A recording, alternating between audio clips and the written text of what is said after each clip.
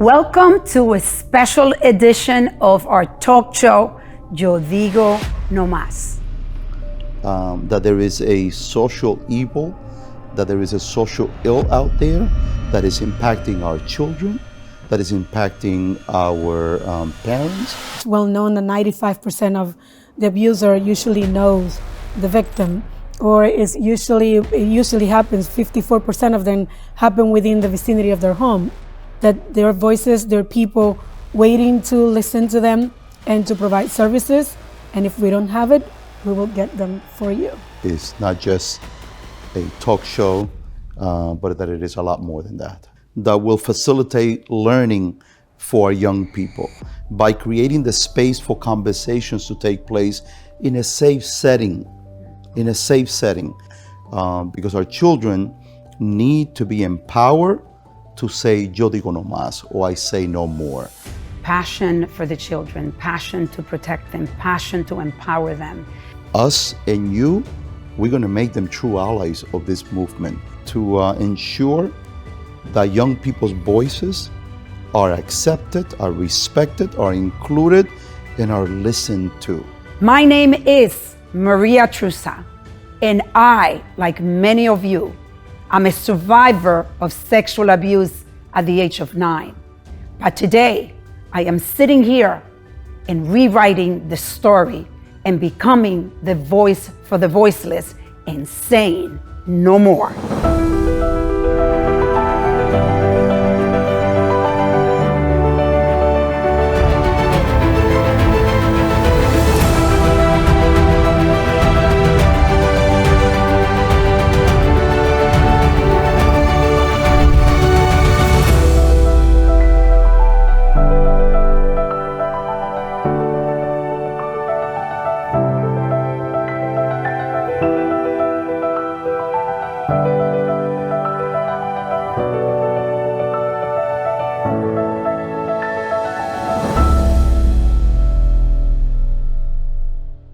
Welcome to a special edition of our talk show, Yo Digo No Mas.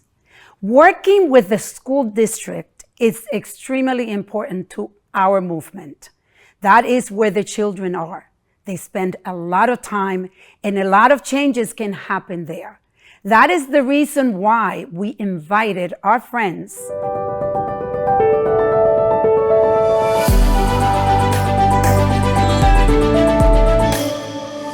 Dr. Edwin Quesada, Superintendent of the School District of Yonkers, New York, that there are 26,000 students. It is the 4th largest in the States. And his assistant, Dr. Phoenix Arias.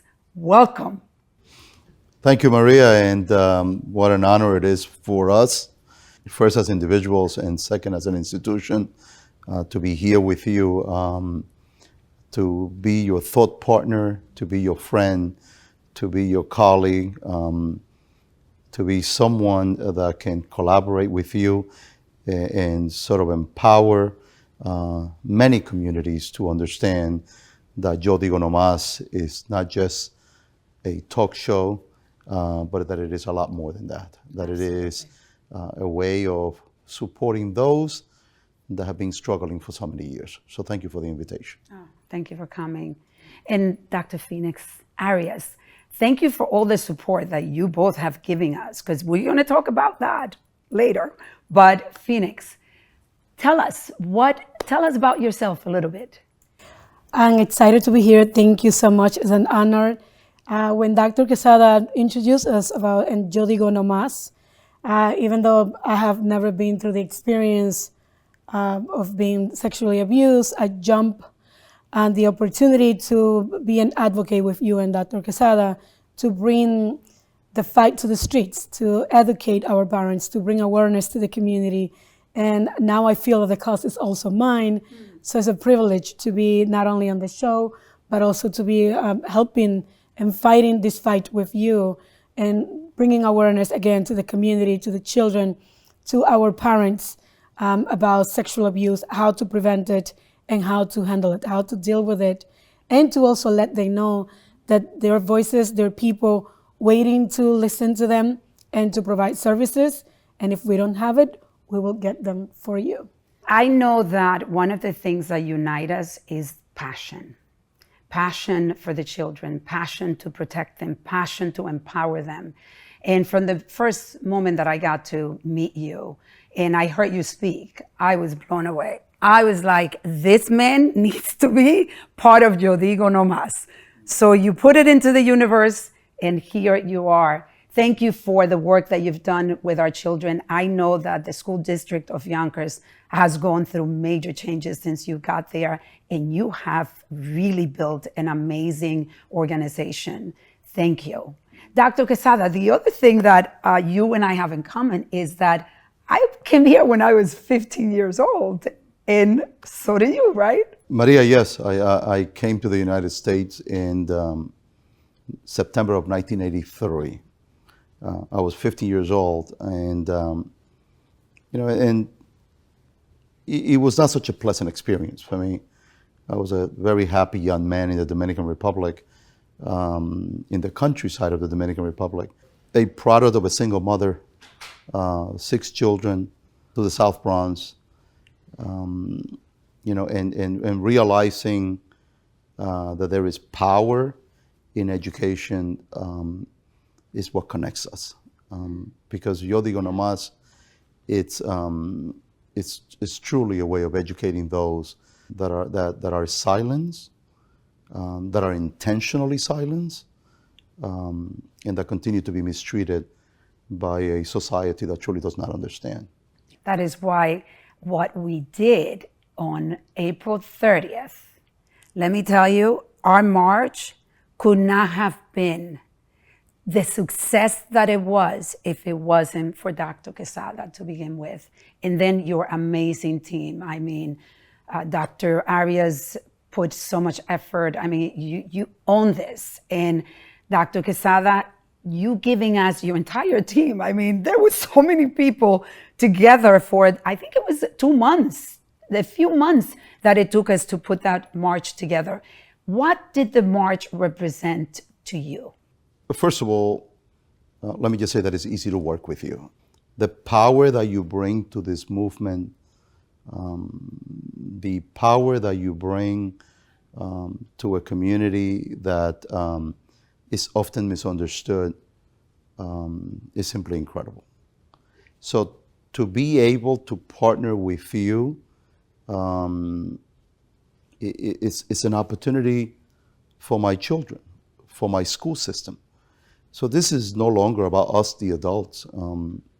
This is about young people, young individuals who, whether they have struggled with sexual abuse or not, the possibilities are there to change the trajectory.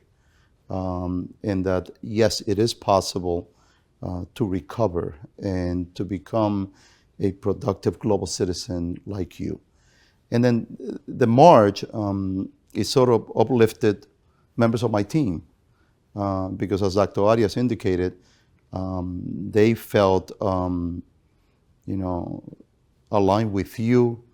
They felt that, yes, our community is suffering and that all of us play a very important role in this work. Absolutely. I believe the march in Yo Digo No Mas coming to Yonkers, it was about giving a voice to the voiceless. And we had many staff members actually thanking us for giving them the space, thinking of them, even though they were anonymous. They thought that they felt included in the process. And so a lot of people wanted to jump in, help, because one of the things that many parents are fearful of is letting their children away from their vicinity because of fear of abuse. I mean, it's well known that 95% of the abuser usually knows the victim, or it usually happens, 54% of them happen within the vicinity of their home. And being able to bring that voice to the parents from school perspective, where they find support, not only now academically or through technology, but now we are giving them a voice and hope. Because when they see you, when they get to know your story, when we provide that space, then now they feel more connected. So to me, it was more about not only the school work, but coming to the community, bringing Yo Digo No Mas from an online platform and also from many conversations in the classrooms or with a guidance counselor or a counselor to now to the streets of the community. And that is powerful. We definitely added fire, a lot of fire that day, because I remember, and not just that day, because we ended up doing workshops. And for me, the workshops were very emotional. There was one workshop that I did with the parents, and I will never forget this man carrying a little girl. She was probably a month to 2 months old. And after I said my story, I was sharing my story with them, he said, I will kill for this little girl if anybody harm my child. And that fuel, that fire is what we need to put on everybody, not just the people that have had children that have been sexually abused or that you are a survivor, but everybody that has children, grandchildren, it doesn't matter. We need to unite together to protect the children. And that is something that I know we are intending to do, and we're going to continue to do. One of the areas that we need to really work on with the parents, and we talk about this in Yo Digo No Mas, is changing social norms. That what we say is that it feeds the pandemic of sexual abuse. Can you share with us in your area, like what social norms do you think are feeding the pandemic of sexual abuse? Let's talk about all cultures, because it unfortunately exists everywhere. It exists in schools, it exists in the house, it exists in the community, it exists in the churches. It's everywhere. And the social norms that are most impacting this social ill is the concept of silence. You know, let's just remain quiet. The concept of this didn't happen to me, or this did not happen to my child. So if anything, as we do this work, as we educate parents and young people, it's the power of their voice and how important that is. So I will always work with you to ensure that young people's voices are accepted, are respected, are included, and are listened to. Because that's one that needs to change, that we don't listen to our children. We do not listen to our children often, and but often we don't listen to our adults either. So, so that social ill through Yo Digo No Mas is sort of broken because we create the space for your voice to be accepted. And as Dr. Arias indicated, once your voice is out there, then we can come up with systems of support to give you the love, the respect, the care that you need so that you can continue to move forward. Because what we do not want is paralyze young people, paralyze children. This type of events have the ability to completely paralyze anyone who experiences this. So let's create the conditions for you to be able to continue walking. Mm-hmm. Thank you. We are doing that, and we are very, very excited because for about 1.5 years, we've been working on a dream of Yo Digo No Mas, which is to bring a curriculum to the school district that is going to educate the children. How can they protect themselves from sexual abuse? What is sexual abuse? What are the different types of sexual abuse? Because there are many stigma or misunderstanding of what sexual abuse is.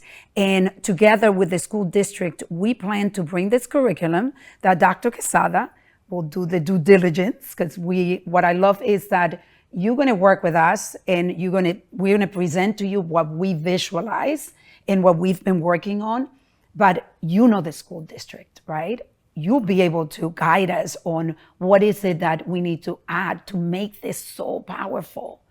And how do you feel, Dr. Arias, about us bringing a curriculum to the school district? It's powerful. Once it's vetted, I believe it's not only about unpackaging learned behaviors, because as Dr. Quesada was speaking, I was thinking about how children also duplicate or emulate what they learned, what they see at home, what they see throughout the community.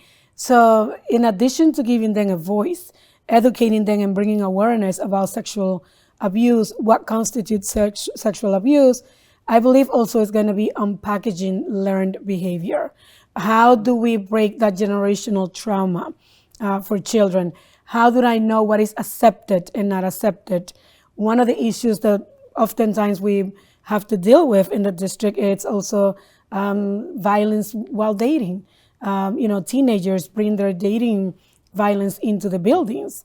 And how do we, not in addition to how do you teach them the red flags, is how do we then train them to unlearn those behaviors that they already learned at home?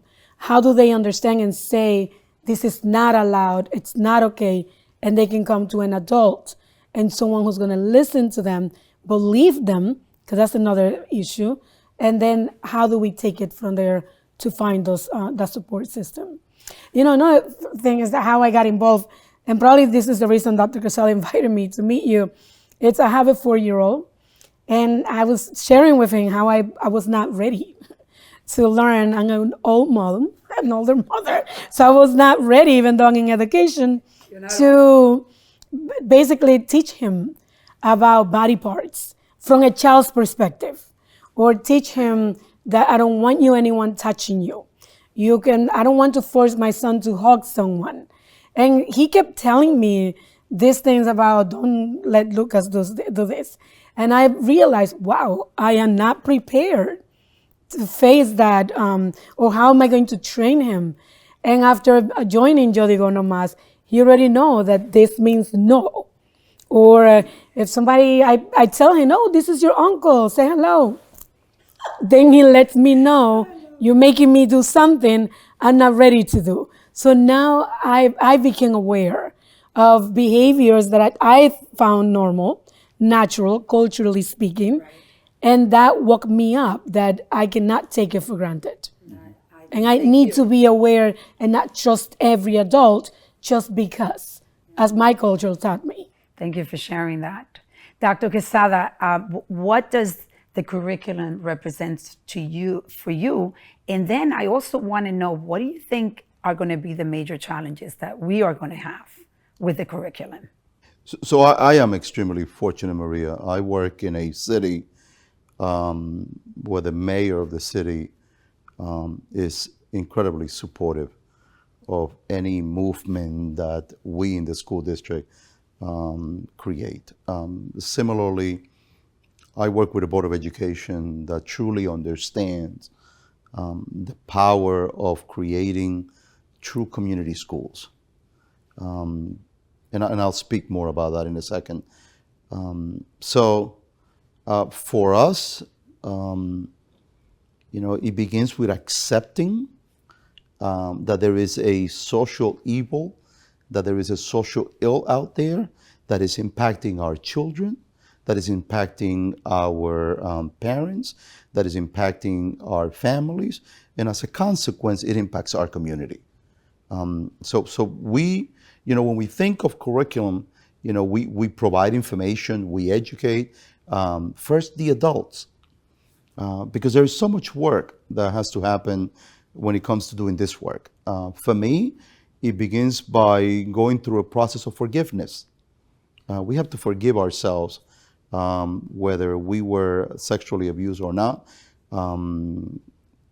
We in one way or another, we have contributed to this social ill. So I am very big when it comes to owning the problem and getting the community to own the problem. So this is a problem, and it's a problem that belongs to all of us. It just doesn't belong to Maria. It just doesn't belong to the school system. It belongs to all of us. So once we own the problem, then we realize that there are things that we need to do. So what we are doing at the stage that we are is in step number one, which I call it, let's own the problem. Let's accept that we have a problem. and now let's move forward. So if we have a problem, now let's tackle the problem.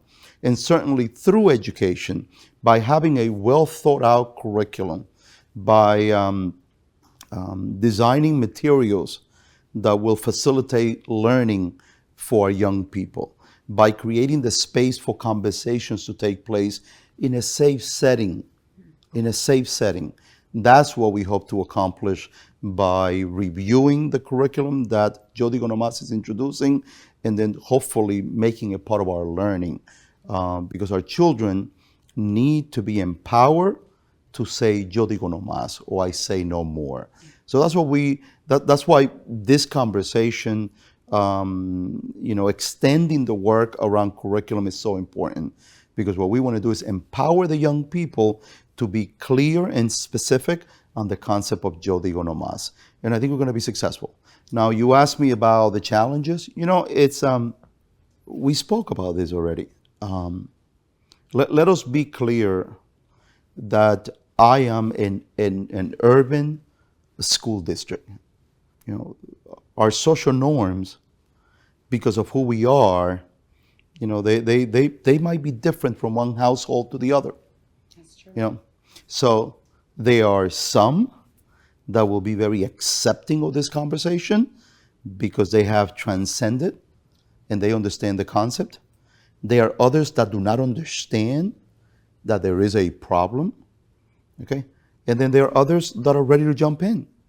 So we are going to work with those that are ready to be part of this conversation and to be allies in this work. And together, us and you, we're going to make them true allies of this movement. So that's one thing that we need to do, so that the curriculum becomes a true instrument for change more than anything. Then those that may not comprehend, I know that you, your team, and my team, we're going to educate. That's what we need to do. Educate, and again, give them a voice. And then thirdly, those that may not be ready for this conversation, then we're going to use the data. Dr. Arias spoke about the very alarming percentages, right? So let's share the data, because this social ill needs to be dismantled, because it's impacting so many individuals, and you came out stronger, but not everyone does. So let's create as many Marias out there as we possibly can. And if I may add, Maria, I think one of the inspirational take away from the march was to see people coming to the podium, people in high positions such as a judge, district attorney's office, stepping out and saying, I was abused, my mother was abused, or someone they knew. So I believe all of us know someone, and fear, it's powerful. Through education, those who will be resilient, they need to think about what am I afraid about, to unveil, to discover. Perhaps they are hiding their own abuse or abuser. So how do we help those people identify?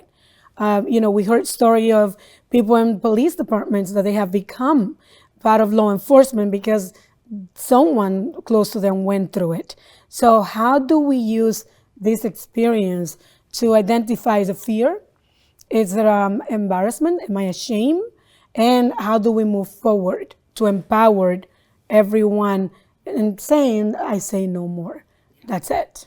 With working with the parents is going to be critical. So it's the way that I see this is we have the children, and we also have to do work with the parents. That's why the curriculum, in a way, it's involving the parents as well. And we plan to do workshops and after school program because we need to empower the parents with knowledge of what is sexual abuse. How do you help your child protect your child? How do you educate your children about how do you talk to them about their bodies? And I love what you were saying. So one of the ways to change social norms is that we no longer have to introduce the social norm that is not working, what's not working, but help them see what we call green flags in Yo Digo No Mas, is behavior that is encouraging positive actions. And that's what we are planning to do together. The passion that even in this conversation, I know you can feel it, all of you out there, it's unstoppable. Just get ready. Nobody can stop this, because in my mind, I'm a woman that believes in God, so I believe this is God. We are the instrument. We are just being driven. If you don't believe in God, it's okay. Nobody is judged in Yo Digo No Mas. This is a judgment-free place. But the divine energy, divine intervention is here now. That's why we are breaking barriers. We are breaking history with Yo Digo No Mas. And in order to do that, obviously, we can't do it alone. We need you. We need your support. We need you to embrace these changes. We need you to embrace the social norm changes. But we also need, more than ever, people like the two of you, Dr. Quesada, Dr. Arias. I am honored to work with you guys because I know that your heart is in the right place. And I am excited about this curriculum. We are going to be making a lot of noise with this curriculum. I can tell you that. And it's going to be powerful. So I today want to thank you for joining us in Yo Digo No Mas. And you're welcome back, because there's a lot more to talk about. But today, I want you to join me in saying no more. No more. No more.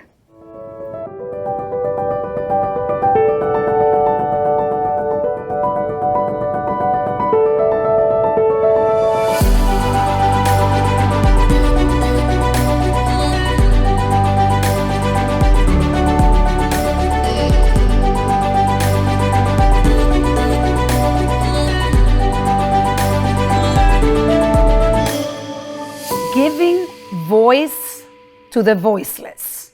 That is the reflection of the day. As you could tell from the work that we have done with Yo Digo No Mas and the impact that we are already having, it takes a village to be able to give voice to the voiceless. You can make a difference in giving voice to the voiceless by not being judgmental, not judging yourself, learning to love yourself. I can tell you that it took me many years to get to this space where I have found the peace by having a voice. That is what we want you to concentrate on. We are inviting you to really love you, who you are, just the way you are. We could all fix things. We are broken, all of us. The idea is to be less broken until we go. But the brokenness will never go away. That is why it is so important to realize that judging yourself should not exist. As you learn to judge yourself less and less, then you learn to judge others less and less. And therefore, you are free to be authentic with yourself. Who you are is who you are. Loving who you are gives you the freedom to give voice to you as a voiceless person. But you giving voice to yourself, you give the gift of the voice to others. Let's reflect, reset, and reconnect. What an amazing, informative show. I want to thank Dr. Quesada and Dr. Arias for coming here and making a commitment to make a difference with Yo Digo No Mas. Education is key. Education equates to prevention. That is what we are doing in Yo Digo No Mas. I want to say thank you to our production team. It takes a village to be able to create a place that is a safe place like we have created with our talk show, Yo Digo No Mas. And I want to thank our team from the bottom of my heart. I want to thank Louis Capelli for creating this beautiful space for us to make magic happen. I want to thank all of you for joining us, for giving us your time. And I know that many of you are asking, how do you support this amazing movement? I'm going to give you a few ways that you can support our movement.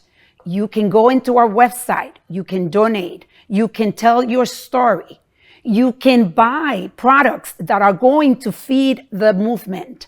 My book, Yo Digo No Mas, this is another way. Buy the book. It is a life guide. And at the same time, you'll be supporting Yo Digo No Mas so that we can continue to create the impact that we are creating. Subscribe to our YouTube channel. That is a simple way of helping. Please join us. Donate. You can make a difference. And together, we say no more.